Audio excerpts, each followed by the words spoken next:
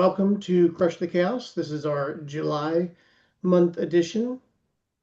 And as most of you know, what we're here for is to kind of try to cut through the hype and see if we can take away some of the overwhelm and give some people back some freedom through either, automations, AI, some better systems ideas, and some things like that. Um, my name is Philip Brown. I am systems and automation strategist, advisor, um, obviously host of Crush the Chaos and creator of the Compose framework. Um, my mission is to kind of help leaders escape the weeds and build businesses that can run on autopilot or mostly on autopilot so they can do the things that they originally started out or the reason behind them starting a business. Um, First up, we have Fabian Brown. Fabian is the strategic mind behind Inertia's operational framework. And just so you guys know, Inertia is also a company that I am a one-third partner in, and the other two partners are on the line today as panelists. So Fabian and Eric are both part of Inertia. Fabian, I'll let you take it away and intro yourself. And then after you, I'll have Eric do the same. Awesome. Well, Phil, really appreciate you giving me some time on your platform here and David and Daryl and anyone who else is watching this recording. Thanks for letting me get your ear for a couple of minutes. My background. I'll start with the personal thing that kind of always catches people's attention. I'm a dad of 10 kids. That's not an exaggeration. That is literally 1, 2, 3, 4, 5, 6, 7, 8, 9, 10. We had three sets of twins and four singles. So I am a busy bee. When it comes to all things productivity, I am the guy. I won't call myself a guru, but I've definitely learned a thing or two or three when it comes to, managing your personal life and your professional life. That's in fact how me and Phil really got connected was just, geeking out and nerding out on different productivity hacks and how we can find this balance, if that's even a word, between, being a professional and being a family person. Phil, I saw something on your title slide there, escaping business owners or helping business owners escape getting out of the weeds. That really resonates with me. On the professional side, guys, I'm an entrepreneur. I started off my career as a musician. I'm a saxophonist. And if any musicians are in the room, you know that as much as an entrepreneur as the next business.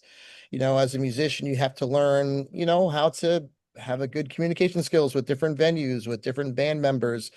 You have to know how to book gigs. You have to know how to, do the routing for your tour. You have to do all the things. And then the business side, right? How to, record your music, how to mix and master it, how to promote it, how to get it out with publicity and marketing. So that was my first go, was this essentially in the music industry. I promised my parents I wouldn't grow up to be a broke musician. So I was early on, in my 20s, right out of college, went to University of the Arts in Philadelphia to study jazz saxophone, and I became a school teacher. And I literally fell in love with imparting not just music to the kids, but like, a part of me, a part of, what it is to be a decent human being in the world. I found a lot of my classroom conversations was connecting the dots of great musicians and their lineage and their mentors. So a lot of the topics and conversations in as a teacher was just really fulfilling, man, and 25 years later, from that profession, I still have students that I connect with on a regular basis today, that are doing wonderful things in and outside of the music industry. Somewhere along that thread, because I got out of education 2014. So from 2001 to 2014, that was my first career. And again, just as a musician, doing side hustles as a musician, right? Teaching during the day, playing music uh at night and on the weekends, you pick up a couple of things. You pick up a couple of entrepreneurial things. So from my music ventures, I started a photo booth company because I felt it was a good pairing with the entertainment industry.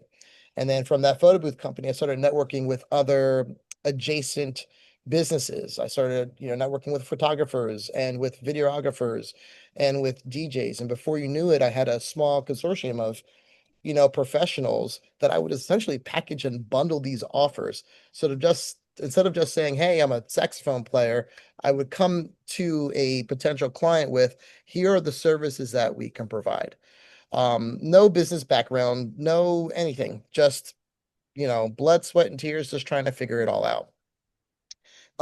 From that occupation, one of the teacher friends that I worked with um, was in the food industry. He had a mobile food vending business, and he asked me the craziest question in 2012. Hey man, I'm starting a farmer's market. Do you think you want to, help me do that? I said, Joe, I don't know one thing about a farmer's market except for they're pretty cool and sustainable. So in 2012, we took a swing. We started a six vendor farmers market in a small town in Haddon Heights, New Jersey, and we've turned that into a 17-year venture. It's wrapped under a nonprofit umbrella where that was originally our loss leader, but we turned that little itty once a week farmers market, 30 weeks in a row, into a full-blown event company. So I run and organize a 501(c)(6), essentially hosting community and civic events through different counties in South Jersey. Fun fact, we were just awarded a grant from the state of New Jersey to host a FIFA watch party. So we were one out of 20 award-winning participants. We were awarded a $50,000 grant to put on essentially a soccer party, which was pretty cool. Again, we've been in that arena before, hosting events through different downtown districts. But it was cool to get some support from the state. So, went from teacher into this, event arena, still wearing that same hat. And then somewhere in there, close to the 2019, no, excuse me, 2020, COVID, right before COVID, I met Mr. Eric Sablon, who I think is on the line here. I thought I saw him pop in. There he is.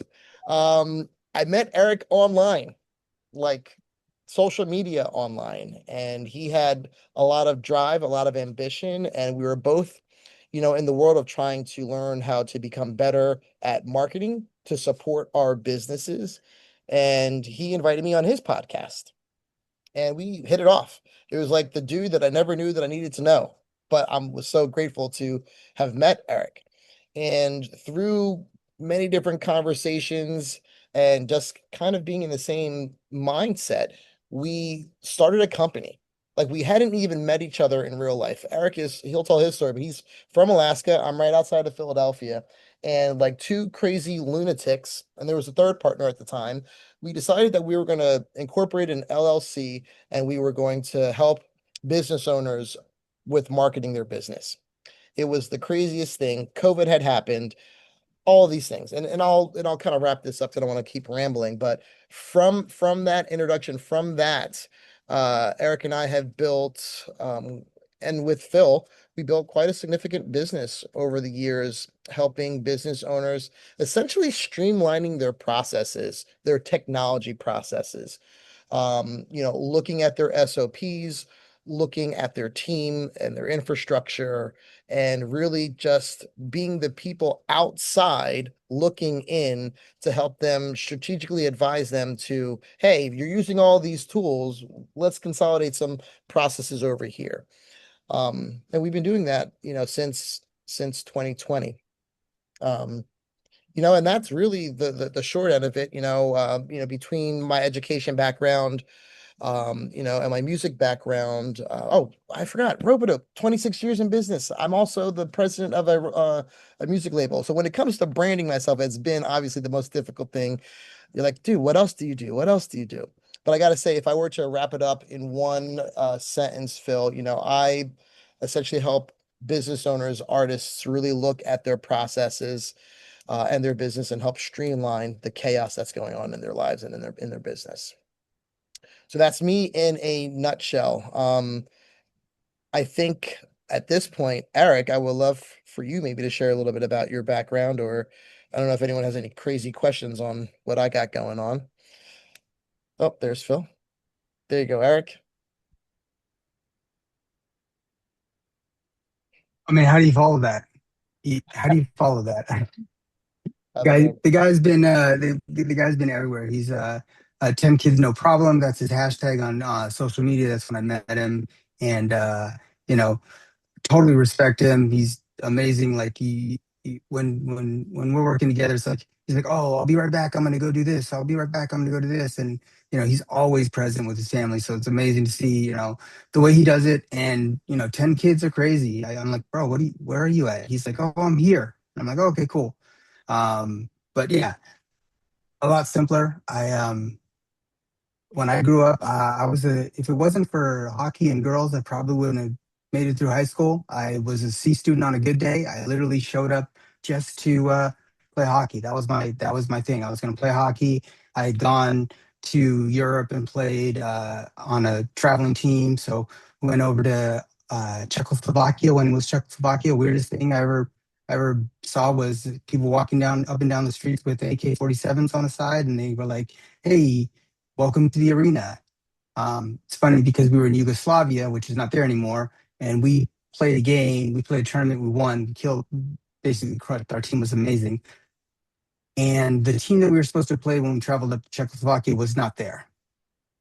But we have the juniors teams with you. And that game was 21-1 and 11-1. And I think they took it easy on us on the second game. All that to be said, I worked in the car audio industry. I've been in sales all my life. Like I was the top sales guy for all of the candy that you did for fundraising. I literally was the one that they were like won everything. Like I always won sales contests. Like put a contest in front of me and watch out. I'll figure out a way to win that. Um, and then I got into sales, got into car audio, and then now I distribute groceries to rural Alaska. So I would tell people if there's no roads, they call me. So for supplies from anything from green beans to snow machines, you call me, and I get it to you. And then like Fabian said, during COVID, everything shut down. Like we were home. There's a lot of people home, and I always was in the marketing space. I'd always like used it for myself, but I never really got into the internet space. And then when I did get into the internet space, it was like a trajectory that just took off. Uh, I got in, was doing click funnels, was doing this funnels, was doing that funnels, was doing all the funnels. Like I'm sure most of you guys, like you guys had every single funnel software that was available. So we did that, and we landed on a pretty cool little opportunity here, and it's been a crazy ride. We've been in business for 6 years now. I mean, we literally started on a whim, never shook each other's hand in May of 2020. And it's been a crazy ride. So I'm like I like to be the guy in the back. Like if there's a meeting going on and there's a task that needs to be done, all of a sudden it's done, and I'll pop on my mic and I'll be like, "Oh, by the way, that's done. Just letting you guys know." So that's me. Like I'm a doer, and I try to stay behind the mic, but usually on the screen. So I'll stay on screen, but I don't have to do a whole lot of talking. So, but background in sales, so that's kind of why they keep me around, is because if I get to talk to people, usually I get to close a deal. So, and I have a pretty good network. But that's me in a nutshell. Oh, I don't have 10 kids, no problem. I have 7 kids. The youngest is 27 and the oldest is 37. And I have 9 grandbabies. Um, the youngest is being born this year. I had 3 last year. And it's just amazing, like to be grandpa and every single day. Like if you're not a grandparent, just wait because it's amazing. And I got a 1,500-day streak on Peloton. So if that's one thing, consistency. Like I'll wake up three in the morning and do everything that I have to do for you or for the client. And I'm super consistent. That's 1,500 days. I still So can't get myself to wake up at 3 o'clock in the morning. I tried. I tried 3, 4. I can most of the time make it at 5. so that's Eric Sablon in a nutshell. I don't have all the. I mean, I'm good at what I do, and people recognize it. So that's basically why I'm here. I love what David said. He's like, my Peloton is collecting dust in the garage. Well, at least you have one, bro. I haven't, between Phil and Eric, it's like, they go back and forth with all their health things that they're doing. Meanwhile, I got a bag of potato chips, sitting next to me while watching my favorite It's all Netflix right. show. You know, We won't talk about the Whoop. yeah, that's The Whoop that you left in the box for a year while Eric and I were, wearing ours. nice $300 subscription right down the drain. Thank you, Phil, for bringing that one up. You're Ah, welcome. Awesome. So we can get started with what we're gonna discuss today, and I'll just roll right into it. So to give you guys an idea, what we wanted to do is Eric and Fabian and myself got together over about 3 days in May and kind of hashed out. Um, Obviously, this is about chaos, and we tried to hash out a system that can be kind of on top of AI, since AI and automations are like the buzz right now. What's the one thing that most people aren't talking about? And they're maybe just coming around to talking about it, but they're still not quite getting up there. And that's what's on top of the AI. It's the actual, you know, bridging the strategies and operational efficiencies so that you can properly implement AI and an automation. And what you can see from the graphic on the screen is a lot of the strategy everybody has down. Like they can strategize their transformation, they know their optimization, they know customer centricity, and then you come to execution. They know, you know, what the spreadsheets are, where the stand-ups are, how to look at the tickets. Everybody's checking their Slack messages all the time. The piece that's missing is in the middle. So there's that translation layer in between that most companies kind of lose sight of. And that's kind of what we talked about in our meeting in May. Um, so essentially it's a translation layer. And what we found is there's four invisible patterns that most companies fall into. And they a lot of companies, you'll see reasons why they fall into some of these. Some are like, we don't communicate enough, we don't have the right talent, we need better tools. That's kind of the one going around now, especially with AI and automation. Um, but with having 15 plus years in corporate companies doing integrations and automations for them before AI was even a buzzword, um, and then also teaming up with Eric and Fabian and kind of brainstorming this, we decided we wanted to make sure we could focus on this year. Um, so I'll go into the four patterns so you guys can get an idea. So one of the patterns is a lot of companies are in disarray. They have misaligned metrics. They really, they have scoreboards and they have dashboards, but each department has their own, and oftentimes they don't connect together. So you'll have a sales department that has their own dashboard and they're looking at their own sales metrics, but they don't even take into account anything about the operations component of the business and what, their dashboards are, or finance, or marketing, or any of the other departments that might come into play in a company, whether it's, 10 people or 10,000 people. They all have kind of a similar issue with misalignment and misaligned metrics. Um, Pattern two, we find there's vague accountability. So it's kind of that's we need to figure this out, or maybe let's circle back with the owner on that when they're talking about a project or what status something is. Um, One of my favorite things is that's a cross-functional thing, or that's a cross-departmental thing. A lot of companies have matricized their um, uh, ownership, if you will. So the ownership doesn't really get distributed properly, and it's kind of the more people that you get on the team and the more people that you have involved with it, saying that the team owns it is really kind of saying that there's no real one owner. And oftentimes when you go to those teams, you're like, what's the status of this?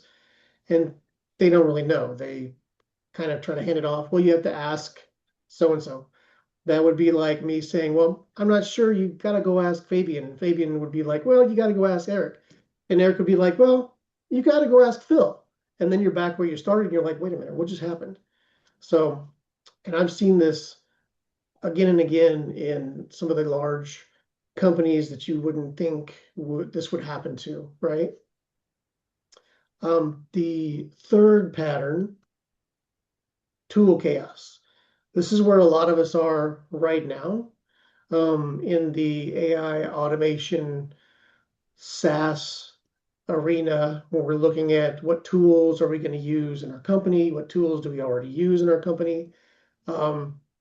Every business on earth is sold the same lie, whether you're looking at it, videos on YouTube or TV commercials or magazines. You're all sold the same lie that, hey, this software is going to fix your problem. Just get this software to fix that problem. And what happens is you end up layering different software to fix different problems. And then you wonder why you have 5 departments and 5 different project management tools, or you have 5 departments and 5 different CRMs, of which none of them talk together, right? So this is kind of the other thing with AI that I'll that I'll mention real quick is a lot of companies or a lot of people are saying that AI is the quick fix, right? But if you already have chaos in your company and you drop in an AI or any tool, especially an automation tool, you're just going to automate that chaos and speed up the chaos. So kind of what we've determined is you really have to pull back from that and look at it at a higher layer so that you don't kind of automate your chaos, if you will. The fourth pattern is something that I know every company has, whether we want to admit it or not. It's that heroic execution. So this is the person that on a 10 o'clock at Saturday, they're online fixing something that they know breaks every Saturday evening, and nobody else in the company knows about it. They're the ones that have that special knowledge that they have not written down anywhere that, this system needs to be tweaked at 10 p.m. on Saturday, and this system needs to be, restarted Monday morning so everything goes properly. And it's not that they're really doing anything wrong. It's just that they don't think that's important enough to actually create an SOW around it. And they've probably been doing it for years. So the only time that anybody ever finds out about these things is if they retire, which, as we all know, and we've been told so often, there's going to be many people retiring over the next handful of years. So a lot of these heroic execution patterns are going to be pulled out and put in front of everyone. And also you can't see them until that person maybe moves, maybe gets promoted, gets cut in a riff. If there's a reduction in force, I can't imagine what Meta or some of these other tech companies are going through. If they've reduced force of 4,000 people, somebody in that 4,000 is most likely doing some form of heroic execution that they now have to deal with. Is it worth it? Maybe, probably not though. So that comes to kind of the next part where nobody's built what I was talking about before, that translation layer. So the question becomes, what does it actually look like? What do we need to do? How do we solve the problem? How do we minimize some of these 4 metrics? And that's where we've came to the conclusion that we really need to look at that translation layer really, really close. And one of the ways that I've I know I didn't talk about it much. Fabian's kind of the musician. Currently, I do have a musical background. So one of the things that we figured is, hey, it's kind of like a symphony with an orchestra, right? You know, you've got 100 people doing different things. I'm sure a lot of you have gone to, uh, you know, an opera or some kind of uh, symphony, and you've heard the musicians all testing their instruments in the beginning, and it sounds like a bunch of chaos. You know, you've got the flutes going here trying to make sure that they're all tuned. You've got, you know, guitars, oboes, drums in the back.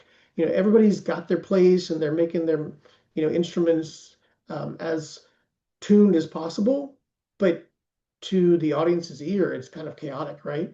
Nothing, there's no real form right there. But then you get into kind of a situation where, you know, the conductor comes out, he taps his wand, everybody sits, quiets down, positions, gets their music in place, right? So now they're ready to actually play this piece of music that was composed specifically for the occasion. So what my answer to is all of these businesses are doing this chaos and they need to kind of look at it in a similar manner. They need to realize that, you know, who's the person waving the baton? So it's easy to see the conductor isn't really the source of the coherence. They're just kind of the real-time enforcer of something that was decided long before, which is that piece of music that was composed, right? So, and that's the real source is the composer behind the scenes. So this is the person who, you know, in the middle of the night, alone at his or her desk, is sitting there trying to figure out, you know, what the right notes are, what the score is that they want to put down on paper and create this masterpiece.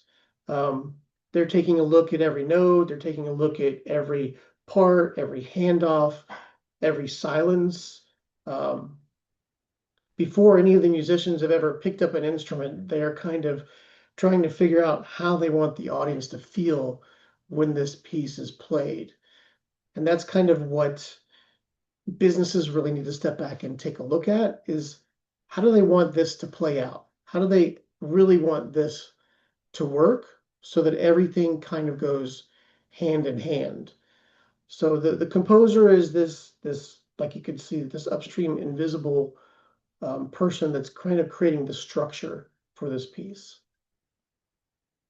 So now we kind of have that transition layer. So what we decided to term it is the composer, obviously, simple.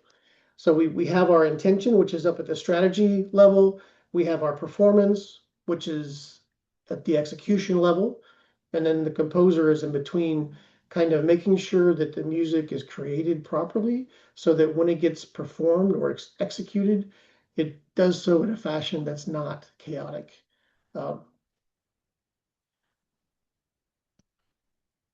We have a few different aspects of this. So we know the score isn't a complicated piece, but it is complex, if you will. So kind of a play on words there, sorry.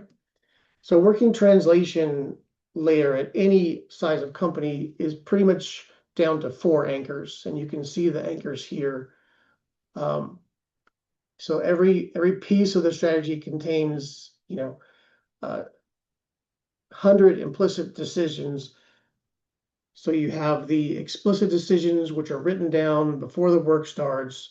You have to kind of take and understand what you're looking at. And then you hit the anchor 3, which is who owns it. Like, instead of having a whole committee own it, yes, maybe a committee can be what corporations call stakeholders. They can have a say in everything, but there's still one human that needs to really own how that comes to play. And then we have real deadlines. So instead of saying, oh, we're going to finish it by the end of Q4, you know, we're going to finish it next year, Q1, maybe the first of the year, maybe the last of the year. You have a definitive date that you're shooting for to finish and hit a deadline. So October 17th instead of Q3-ish or Q4-ish, right? Um, that provides something that's a little bit more set and concrete. It also lends itself to what the definition of done is, right? Being from a project management software type background, definition of done is thrown around quite a bit. Like, when is a project done? When is a task done? When is an assignment complete? So you really have to define what that is, and what it, observably looks like. So what essentially we came up with is what I think is a pretty cool acronym, compose. So, and these are meant to be done in sequence from C all the way to E, and I'll get into them right now. First is C.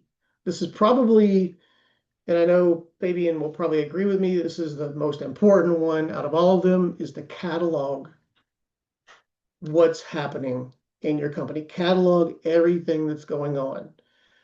Some companies call it inventory, but we want to make sure that we're writing down everything that is everything that's being done in a company, all your SOWs or SOPs rather, anything that the heroic executioner is doing needs to be figured out. The thing that always happens is when you get a bunch of people in a room and you start asking them, what tools are we using? What SOPs are we following? There is inevitably a number of them that come up with something that is not known. It's not in maybe the SharePoint site or whatever location they have everything listed in. There's always this extra software. There's always the extra Excel spreadsheet that has got like macroed out and formulated out that somebody's using for whatever reason that should be in this catalog section. So it's essentially you're getting the reality of what's going on in the company and understanding exactly what it does. And this is the hard part because it involves all levels of a company. Because sometimes a CEO or a VP doesn't know what the developer is using because there's 2 or 3 layers in between the reporting and it kind of gets lost. And the second one is, so here is where you're going to take all the information you've gathered in the cataloging aspect and you're going to orchestrate it. So you decide, what works where, or if we're using the instrument analogy, what plays what, what instrument plays this, what instrument plays that, and where all that is organized. So you have to take these tracks, not everything can be done by AI, despite what you're hearing on YouTube or wherever. So you have to understand what is fully human, what is automated, what is your hybrid approach. Maybe it's some AI workflows with some humans in the loop to make sure that AI is doing everything it's supposed to do, it's not hallucinating, things like that. So, and there are some examples here, like the human aspect. You still need someone to be empathetic. You still need someone to understand when to escalate, and you need someone to understand judgment, right? Because judgment is not only logical, but it's also emotional in what's right for this situation, for this person, or for this software. And the machine is not going to ever do that, at least not in the foreseeable future that I can see. The fully automated, some of the things are easy to automate, right? You get the same report every day, every week, every month at the same time, and that can be emailed. So that can be automated and sent out. You can schedule it, you can have status updates because those are pretty much the same thing every week. And instead of somebody pulling the information out of a system or multiple systems and slapping it on Excel spreadsheet or PowerPoint, boom, you can just automate it. The hybrid part is you want to make sure that those systems that are doing a lot of heavy lifting are being monitored by humans, no matter how much automation or AI you put into it, because those are your mission critical systems. The ones that if something goes wrong, your whole business crashes. Um, think of the internet, right? If the internet goes down tomorrow, how many of us are going to panic? Like, what would you do if you couldn't get on the internet for your business? Like, everything comes to a dead stop, right? So you have to make sure we understand what's mission critical and what needs to be in this hybrid category. And then we come to mapping. So we're gonna look at what the connections are between all of the different departments, um, all the different functions. We're gonna make sure, that we know that sales touches operations, operations touches finance. We're gonna map those touches, make sure that we understand where the handoffs go, who triggers the handoffs or what triggers the handoffs, and make sure that nothing gets lost in transit. Um, I've seen companies that have had reports or status meetings where everything is green. Yep, all my projects are doing great, everything's doing awesome. And then somebody from the back says, well, I had a customer call the other day and their order hasn't been delivered yet, and it's about 6 months behind. That's something that shouldn't be green that's not being told. So we have to make sure that all of these linkages are connected properly so that we understand we're not missing anything. The next one is prioritizing. So now you've got everything cataloged, you've orchestrated how it's supposed to work together, you've mapped everything. So now you go into it and you say, okay, which things need to be done first? What is the highest priority? What is the lowest priority? So you want to make sure, like for instance, in this quadrant, you want to make sure that the business impact and the feasibility, whatever is the highest for both of those, is done first. And how fast can we move to get it completed?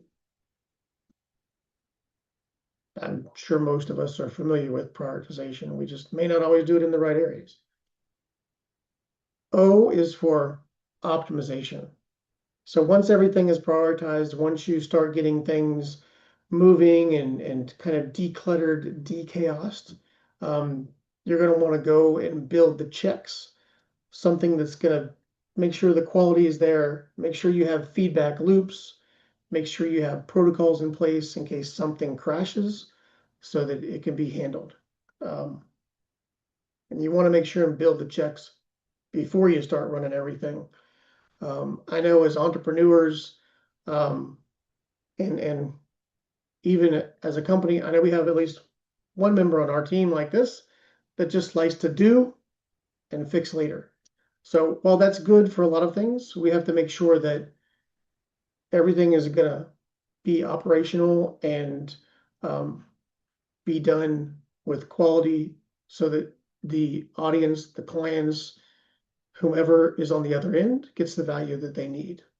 Because a lot of times you're not just working with the end customer, you're working with another company that has an end customer that has an expectation as well. The next one is S. So here is where you actually start selecting the instruments. This is, notice that this is kind of way back. Instead of saying, oh, hey, I want to do this new AI thing that came out, let's figure out where it fits. You have to kind of go through the whole process and understand, is it a fit? And now, if you have something that it can fit in, is the place. Here's where you select those softwares. Here's where you deselect or get rid of the software that maybe you've had working or is a duplication or some other thing that's not needed anymore. There's a lot of softwares running in some companies that just provide duplicate information that they don't really need. Some companies call it shadow IT. Some companies have other words for it.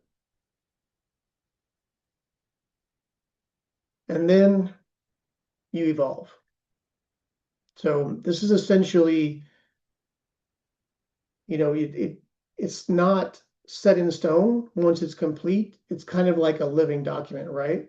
So your business is going to change because the market's going to change, because your clients are going to change in their needs. And the cool thing about this is you can establish what your change cadence is going to be. So, you could kind of keep a finger on it every week. You can take a look at it monthly and then go through a complete compose lost my word, compose process every quarter. So, and that's kind of the recommendation from us is, the organizations that are continually going through this process, review it um, often, and especially go through it every quarter so that they understand that their organization is still working in a fine-tuned fashion. So that is the complete translation layer. And then here's a little bit more reinforcement of the rhythm of the score, right? So weekly, check it, monthly, adjust it, quarterly, rewrite it. So you're kind of taking those things into consideration. So in some of the differences is, so automation and chaos, you have the speed at all costs that replaces human work blindly, faster, more expensive chaos. But once you put this in place, you kind of automate a score. So you create a stability layer, something that's structurally has structural integrity, something that protects human work via nudges, checks, and reminders, something that is self-healing.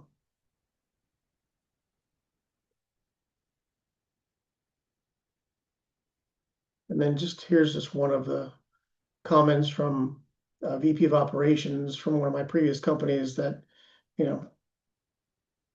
this is one of the things that we all would like to say at some point. I know I've spent time in companies not taking vacation for quite a while, so it's nice to take a vacation and not worry about coming back to what happened last week or what happened the past 2 weeks.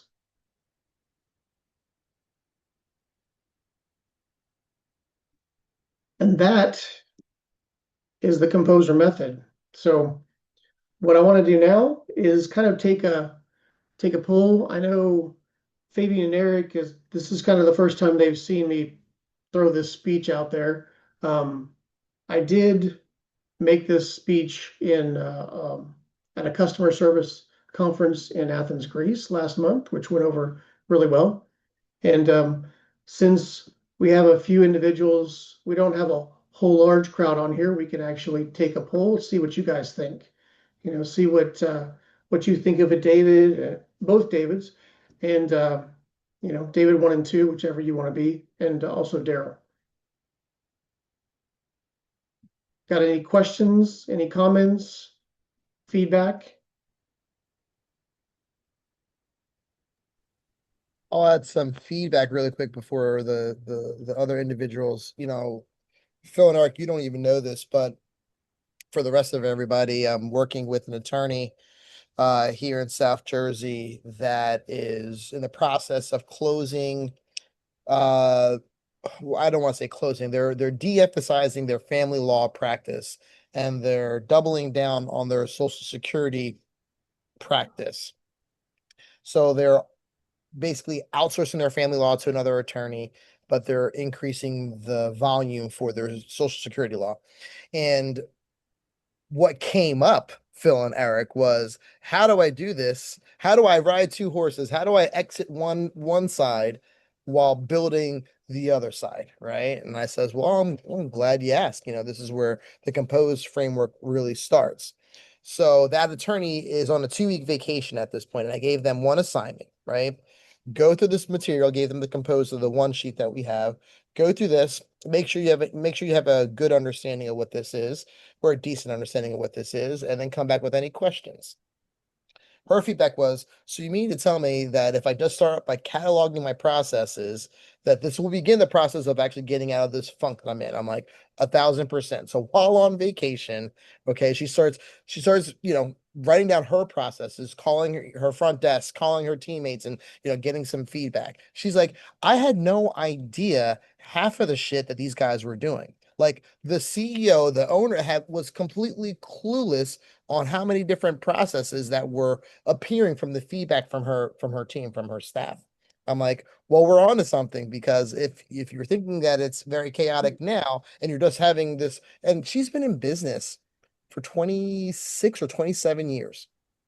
26, 27 years going through the pain, right? Literally saying I have to sell off half of this business because I can't handle it. So I'm really excited, within 30, 60 days from now to come back and share, some of the results that we're going to get by going through that process with her and with her team. So there's my feedback. And that's hot off the presses as of yesterday. So Nice. yeah. I've got a question. We have a bunch of different businesses that we're affiliated with, and one is an insurance business that has outsourced to an outside consulting expert to build a system that didn't get built, wasn't deployable, and was a waste of time and money. Now, there's another situation where technology has been developed, and similarly, what was going to be 2 weeks has turned into months. And these aren't non-reputable people. These are consultants with good track records. And I've heard these stories so many different times and ways from many different business owners and businesses. It's clear there are optimization problems. But what's also clear is a lot of folks who say you should do something about this. It's challenging, even from some people who may be experts, to actually have the fruit from the promise. So how do you guys look at that, talk about that, and really, speak to some of it? It's not easy. Like, we can see the solution, but we know when it's a solution time and implementation time, it's not always smooth. And that's part of, so our process has always involved in the beginning what we called an intensive. So this is kind of part of what turned into that catalog component. And if I was to translate it into corporate speak, it's requirements, right? So in the beginning, a lot of companies, they'll hire in consultants. Consultants will say, we can put together this magical, super duper awesome system for you. All we need is these questions answered. But what they don't do is they don't sit down and they don't ask the questions that are in between the lines, right? So they don't get all of the information. And, that's kind of what we had tried to do with intensives. And as you get somebody talking through a whole day on what their process is, what they really want, how they want it to look, what goes into it, then you kind of spin out exactly what can happen. And you try to kind of steer them away from unrealistic expectations. Because the other part is there's an expectation behind what the client's going to get that sometimes doesn't match what the consultant and their final expectation is on what they're going to produce and provide, right? So you have to make sure those match, and that's what we try to do. And again, going back to corporate speak requirements, you really need to get detailed on requirements. One of the things that I try to be strict about from my software background is I really need to know what you want. Like if you say you want a report, okay, what does the report need to have in it? Does it need to have filters? Like, do you need to filter it by division, by location, by person? Do you need to understand it by month, by year, by fiscal year? You need to really dig into all those specifics. Because if you don't, you're going to end up with a result that is just like you said, is something that's like, oh my God, I just wasted X amount of dollars on this software that doesn't even do what I want it to do because, you know, in most of the times it's like because the consultant was a bad consultant. Well, were they, or did you not give them everything, or did your expectations just not match, right? So those are the things that are really important to hash out in that beginning cataloging phase. You have to understand everything that's on the table, and then you have to kind of make sure that you're managing the expectations and knowing, number one, what the client really expects to get as a definition of done, right? And then make sure that you're providing them what they really need and something to meet that expectation. On a Lots, that's really good. lots of communication, David. Remember how our panel ended? It's communication, communication, communication. Well, So, Right. Phil, I want to add to that, man, because on the communication tip and on the expectations tip, I mean, what I find is speaking with these business owners and CEOs, they have this thing in their head, and this is what I want done. It has to be this. This is the first priority, right? And what do people normally do? Consultants, they're almost like people pleasers. Yes, okay, great. Yeah, we can do this. We can, because in theory they can, right? And to Phil's point, I don't think, and I'm guilty of this, right? I am very guilty of this. Sometimes I don't slow down enough with the client to extract all the real pains and problems that they're actually saying, and then be bold enough to say, well, I know you think this is the first step, but because that might move a lever, that might move that might move the problem down the road.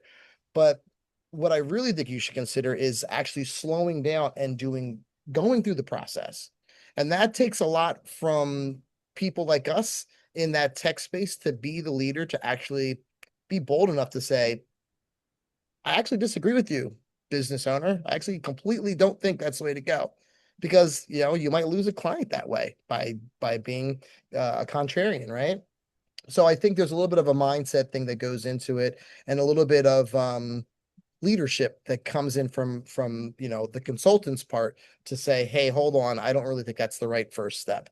So again, I'm very guilty of that. Even with this client that we're talking about, I spent 2.5, almost 3 months putting out fires until I said, you know what, I mean, you're paying me a lot of money to put out fires, but I'm not the fireman. I really want to come in and actually make a difference in your business.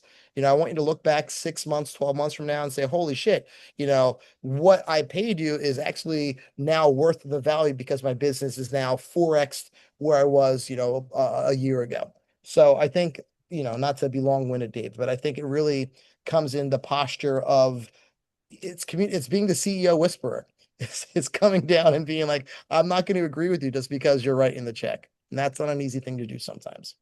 Yeah. Yeah. Well, it's fascinating because I'm not nearly dealing at the micro level in some of the capacities that you guys are implementing, but as simple as a virtual assistant getting put into a business, what's the ideal way to introduce them to the business, onboard them to the business, get them set up with, you mentioned earlier, SOPs and all of that. And I can speak it, I can get the yes, and then week one, it's like, what happened? Like all of this stuff was clear and it didn't happen. So it's a challenge, even at such a simple level, to really implement change sometimes for a leader or for an organization. So applause to you guys for taking it on.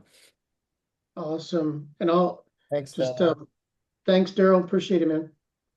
Thank One you. of the things, one of the things I'll say about like the virtual assistant thing is, and I've been guilty of this too, is like pulling in a VA and then just handing over the SOPs and not really thinking that there's much education after that, right? So you still have to go in and you still have to educate the VA on how to do the processes, how to do the things that you want them to do, and give them an idea again of the expectations that you want from that SOP, because a document with writing doesn't really explain everything. That's like me telling you in a text message something and you thinking I'm mad when I'm actually like excited, right? You can't express emotion over, text. So it really has to be, there has to be that communication again within some of that. And yeah, Fabian, you're right. The SOPs, sometimes they're not complete. And that goes back to the cataloging thing, right? Did you put everything in there that you really needed to put in there? Because I know there's stuff that that, you know, my VA now does that she didn't originally start doing, you know. And it's not only VAs, like a wild story with me as a consultant. You know, I started a gig with a company you might be familiar with, Charter Communications, Spectrum. And the funny thing is, I ended up working with them for 6 years, but I started on one thing and they got rid of that software and ended up helping them on a completely different thing that wasn't even in the original statement of work with them. So, you know, it's the expectations, and thankfully I was able to meet their expectations on more levels than one, but still it's, you know, the flexibility and the communication needs to be there so that you can really provide what you need um, to the end client, the customer.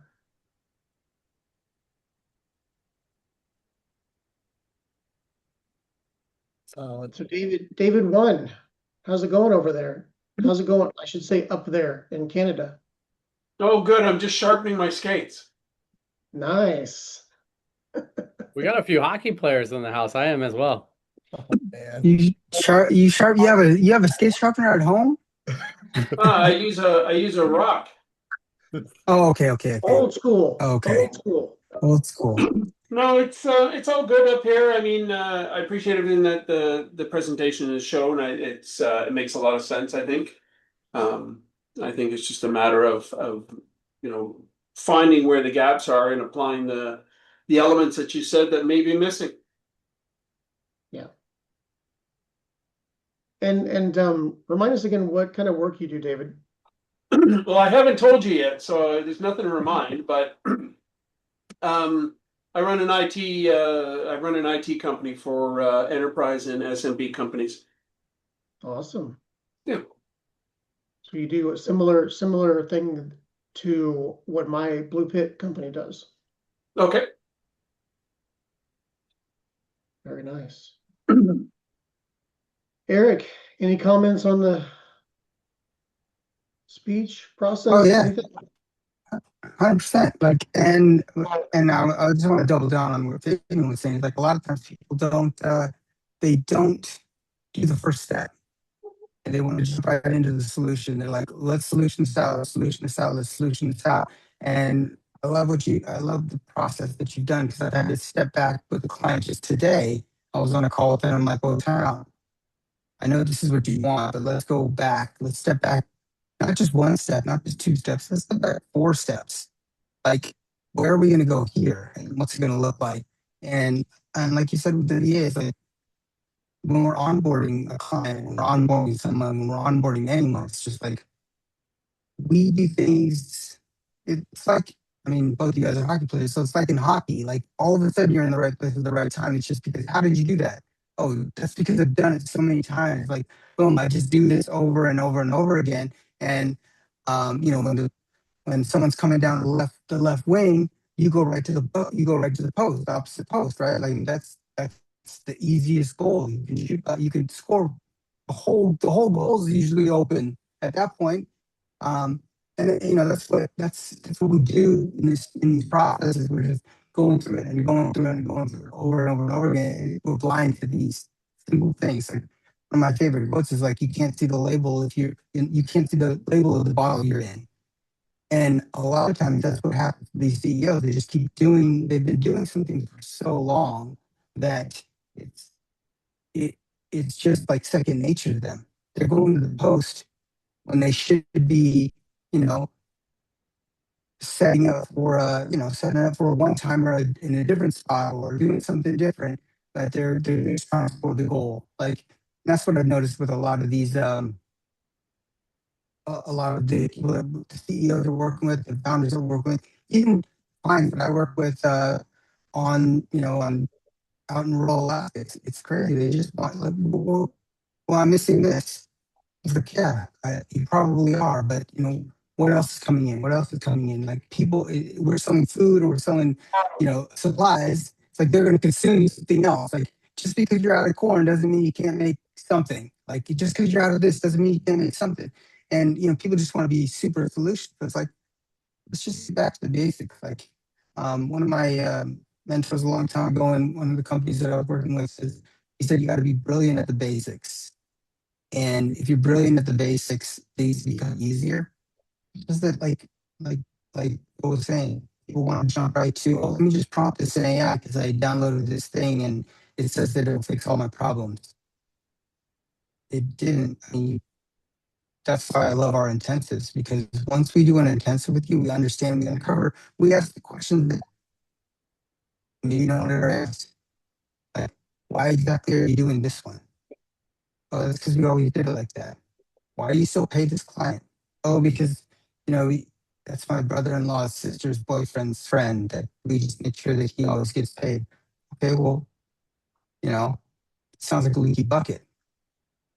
Like, where are your gaps? Where are your gaps at the beginning? And that's why I love our intensive. It says when you actually open up the hood and look at how the starter works and how the what turbo lag or what all these different things are, how it works is all of a sudden you see these huge gaps.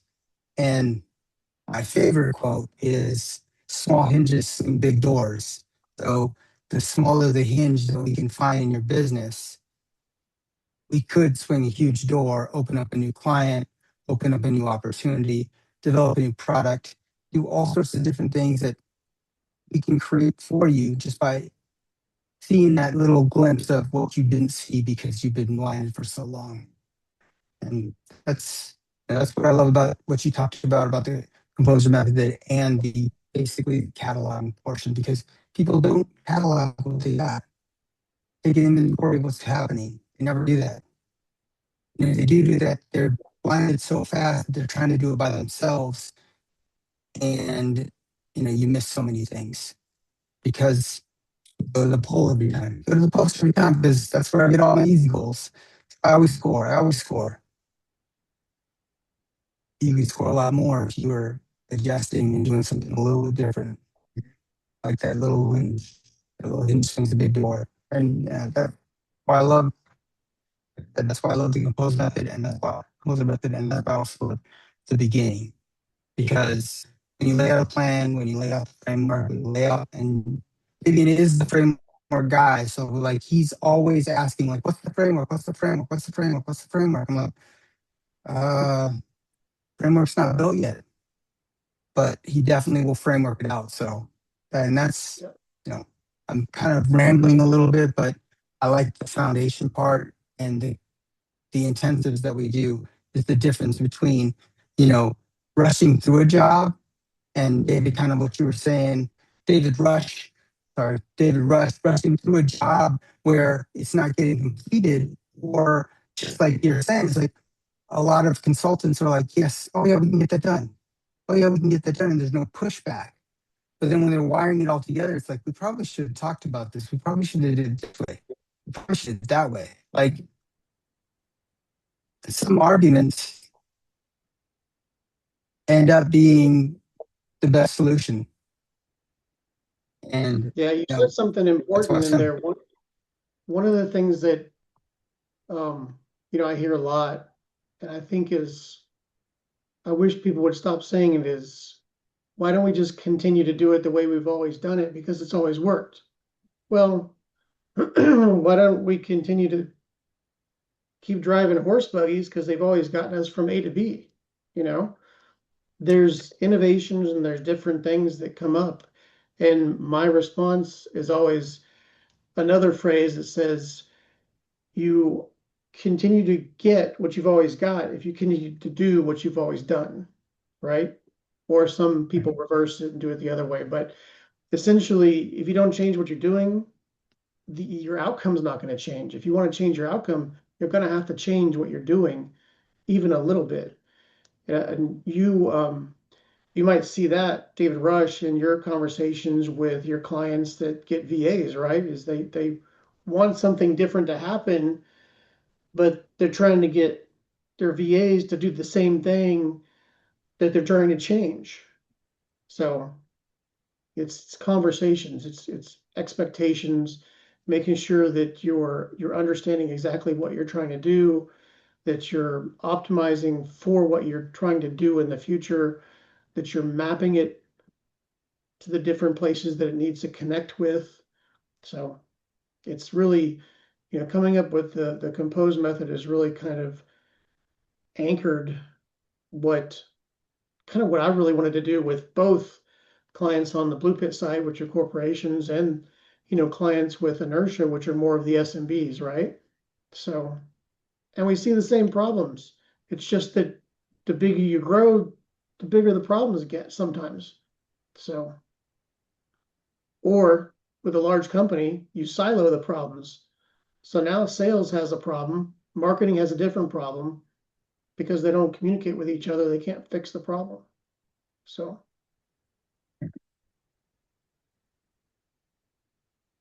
awesome. Any other questions, comments? You guys are kind of our first to see the compose process and speech, at least in this kind of forum. Like I said, I did this speech once before, but that was on a stage to maybe about 200 people in Athens, Greece. So I don't think it's made it over to the US yet. That was a little flex. I love that, Phil. Oh, dude, that was fun. Yeah. But No, man, this is great. Thanks for getting me and Eric on to share a little bit about what we're doing and how we think about it. It's great, and it's always great to connect with not just one but two Davids and a Daryl, the triple D, And Daryl. the triple D. We'll send you our bill. Don't worry about it. the 3Ds. I can only pay in USD though, David. I'm sorry. It's okay with the Canadian peso. It's still a win for us. Okay. Nice. Awesome, guys. Well, that's Canadian peso. I love it. You caught that, right? I did. I caught that. What are we? I think we are 60 cents, between 60 and 70 cents on the US dollar. So there you go. Yeah, I just got a paid a bonus from a Canadian company, and I was like, I thought you said it was $2,000. It wasn't $2,000. Canadian. Nice. Yeah. I was like, oh, this is trickery. Yeah. It gets you the other way too. Like, man, this burger is $34. Like, what is going on? I'll get you both ways. so I just need just to 65 in Canada. just to clarify, I guess from my understanding, are the three of you kind of combining forces and working together, or what's the whole platform? Just so that's clear. Yeah, so Oh. Inertia Advisors is a company that I've been partners in with these guys for the past 3 years now. So it's 3, 4 years, something like that. And we've always done, it's kind of the small business hand of what I essentially do on the corporate side.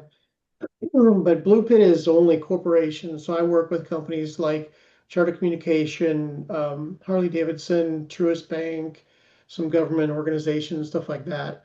Whereas Inertia Advisors, we work with the smaller companies that, could be a one founder company, it could be, 5 employees, it could be up to 50 employees, but those companies that aren't quite what you would consider a corporate level, but still need the help in growing, right? And the philosophy is if you can put this in place before you grow too fast, this is going to help you eliminate and keep away from the chaos that comes from that fast growth, right? And if you're a startup and you're growing at an exponential pace, you just take that timeline for the Compose framework and condense it into every month or every other month instead of, every quarter. Because if you're a startup with funding, you have to deal with VCs or whoever's funded you saying, hey, where are we at with this? We've got a timeline, things like that. So you want to try to keep away from getting too chaotic because then you just kind of put yourself in a hole and shoot your own company in the foot. Yeah, and that's how I started, David, with these guys. I just implemented these ideas and strategies into my own personal businesses outside of Inertia, right? So for Rope-A-Dope, the 27-year-old record label, we have a small team. It's only 6 employees, but our processes, I found myself every time we hired somebody new, or even on the intern level, it was like, why am I doing this over and over and over again? So those were processes that I fixed within my own company to help essentially myself. And then we duplicated that with HIP. We duplicated that with the brewery. Eric has duplicated that with Pacific Alaska Wholesale. So we have all these great case studies of what we're doing on our day to day. And then we have our independent clients, well, our joint clients that we independently work on. Phil's a busy boy, so sometimes he can't project manage some of the things, and I'm a busy boy, right? So sometimes I can't. So the three of us will pick a project and one of us will take the lead on that project while the other two are supporting on the back end with whatever is needed. So we have a good flow where we can essentially still live our lives and run our own individual businesses, but collaborate together on these joint ventures and these projects. It's worked out pretty good. Inertia has allowed me to kind of see into other industries too, because I had been pretty much stuck in the project management side of software automations and stuff like that. And getting together with these guys, we've had clients that are holistic health, real estate, private equity, I don't know, well, Fabian's, music, nonprofit, you know, Brewery. Pacific Alaska Wholesale, which is grocery logistics, right? I guess you could say wholesale. Brewery, which I guess would be the hospitality and restaurant industry if you wanted to. Be So specific. it's really cool being involved in like different industries and seeing how the different industries kind of work and think behind the scenes. So How about law offices? Any, I mean, I guess that's no different than any, but anything that you guys have done there? Just because yeah, I, that's what Fabian's doing right now. Yeah. That's the most recent client. And I'm still sussing out if that's like the vertical that I really want to dive deeper in. What I'm finding is there's definitely an age demographic where a lot of senior law firms that have the traction, have the right essentially revenue that could, really use and afford our services. That level has to be that those owners are 55, 60 years old and up. But their staff is not. Their staff is like fresh out of law school. All right. So it's been an interesting experience. And with the HIPAA thing too, a lot of things that we do are AI backed. So there has to be some caution and some extra steps when dealing with the law arena. So far so good. 2.5 months into that. And like I said, it started off with me coming in as a firefighter. And now that the fires are calming down and the CEO is a little bit more focused with a direction for the next, for the rest of this calendar year, 6 months, um, it's been a breath of fresh air to introduce this concept with her and for her to take that on, which is going to mean a lot. It's going to definitely some project management change, some staff changing is going to happen. The infrastructure of where things are at, there's going to be some changes. So I'm excited to go through that with her and her company and get some referrals and see where that leads. The network of lawyers that I've been introduced to in a short period of time have problems just as bad, if not worse, than her law firm. So I'm excited. Yeah, I think legal and healthcare are two of the ones, that are difficult to break into right now with the automations and Yeah. especially with AI because there's still a lot of uncertainty around, what AI is going to do with regards to hallucination. If you give it the information, you got to make sure the information is locked inside of your network and doesn't get out to train anything anywhere else. Um, you definitely can't be like the lawyers that tried to use, ChatGPT or Claude to like help them in a case, and it started quoting, case files or whatever from Law and Order, whatever series it was. I know that's one that a lot of people are talking about, but it's one of those industries it's nice to work in. It definitely needs to be worked in because those are some of the ones that take the longest to change. They're like the Yeah, slow moving machines, right? Legal, healthcare, finance, like banks take forever to move because they have a lot of regulations. So truth to that. It's a great question. But David, if you have other, other law, people in the law industry that you need support with, it's really easy for us to pick up the phone call and support someone like you who is already in the industry doing things like that. Sometimes that's the outside perspective can plant a seed or an idea to help you go back to your clients and, do a couple different things. So if that ever were to come up, Does I size definitely. matter to you guys? Like, what's the smallest? How, is it? Yeah, we've had clients that are under the 1 million a year revenue mark, coming in at a quarter, quarter million to $500,000. And we've had clients, reaching the 10 million dollar mark. Phil has exceeded well past that. But for me and Eric, well, I guess Eric, you're also past that too with Paul as a client. So no, I'd say I have more fun with a company that has a little bit more revenue, only because their processes are a little bit more cleaner. Um, Sometimes underneath of that threshold, there's some mindset things that are going on with that CEO that they're not ready to make a commitment and a jump. Sometimes, not all the time. yeah, it's nice. The smaller organizations are nice to work with also because they're faster moving.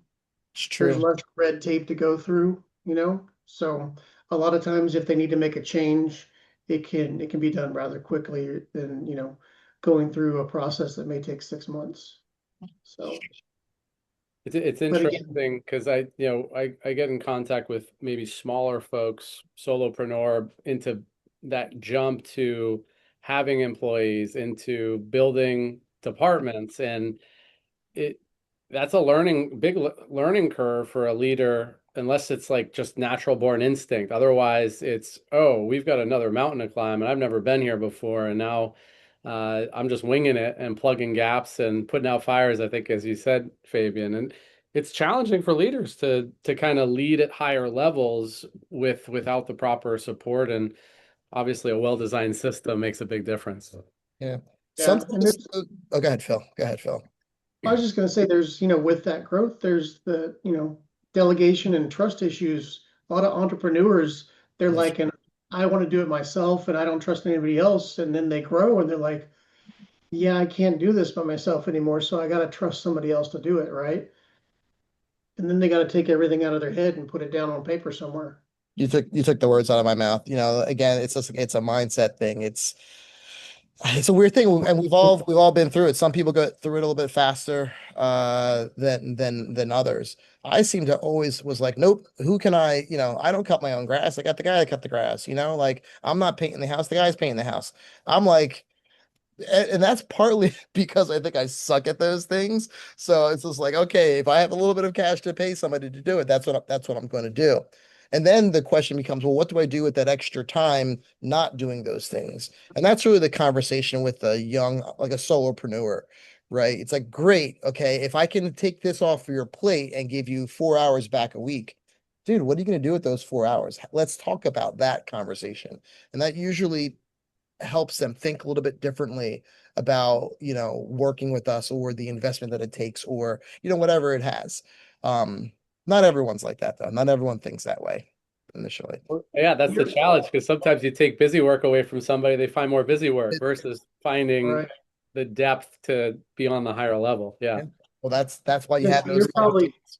you're probably that first step of growth when it comes to like entrepreneurs needing help, They don't want to hire a full-time employee or something, so they go and they get a VA or someone to help them first to kind of take some of the load off. But again, you have to you have to be willing to release the load, right? To kind of gain that trust and allow the VA to do what he or she needs to do. So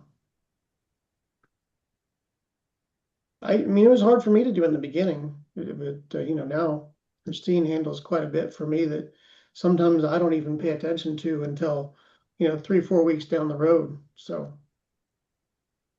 Forget who said it, but somebody said, the best self-development program is to become an entrepreneur because it's going to uncover all the stuff that you haven't wanted to deal with that you've just been definitely. isolated in your corporate job.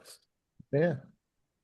Yeah. That's why getting like a coach is always important too. I've always been in like some type of, mentorship, right? Because I will self-destruct 9 out of 10 times, until you find that outside person that, dude, like, what are you doing? Like, don't you see this? Like, don't you see your patterns?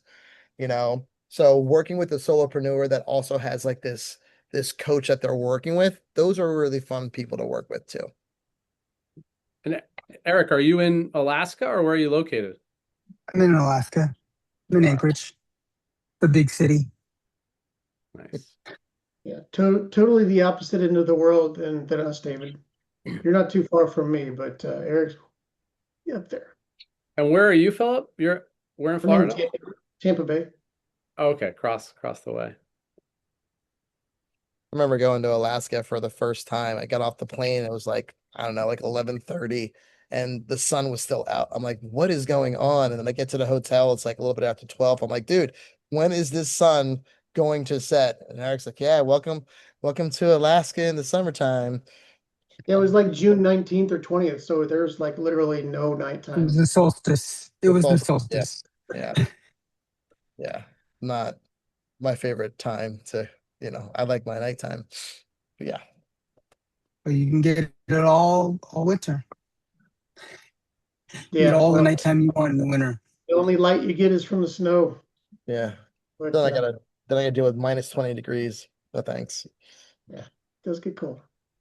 All right, guys. Well, I'm gonna wrap it up. Thank you guys for joining on and kind of helping us out with this new format, the feedback questions, Yeah. comments, all that stuff. Definitely appreciated. And we'll be back next month for August. Appreciate it, guys. Thanks, Thanks, David David. and See you David. guys. Thanks, Take care. David. Nice Thanks, meeting you David. guys. Pleasure meeting you guys.